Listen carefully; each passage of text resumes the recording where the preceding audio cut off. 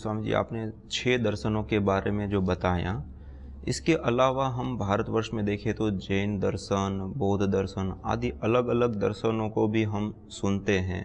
तो आपने 6 का ही बताया, ये क्या भारतीय दर्शन नहीं है? ये क्या हिंदू वैदिक दर्शन नहीं है? जी, ये अच्छा प्रश्न है स्वामी जी आपका।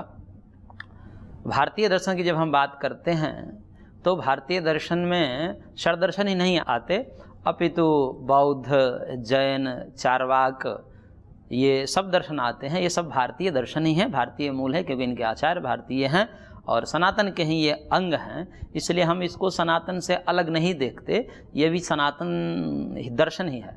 तो बौद्ध दर्शन हो अथवा जैन दर्शन हो, और चार्वाक को थोड़ा सा हम उस प्रकार से नहीं लेते, है तो भारत का ही, परंतु वह किसी सभ्य समाज के लिए आदर्श नहीं हो सकता, इसलिए हम उसको थोड़ा सा अलग देखते हैं। भारतीय होने के नाते हम पक्षपाती नहीं हैं, क्योंकि भारत में भी जो चीज़ें अच्छी नहीं हैं उसको हम नकारते हैं।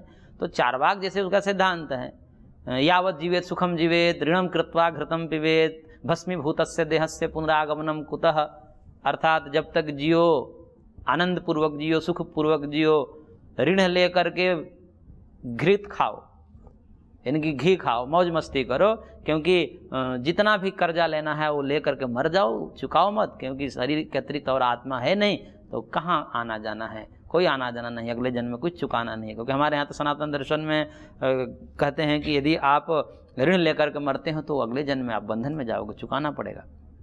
परंतु उसके यहाँ नहीं, क्योंकि देह को ही आत्मा मानता है, देह को ही सर्वस्व मानता है, तो उस दृष्टिकोण से अब ऐसा दर्शन हमारे लिए आदर्श नहीं हो सकता, भले ही वो भारतीय क्यों ना हो, हमारे लिए आदर्श नहीं हो सकता।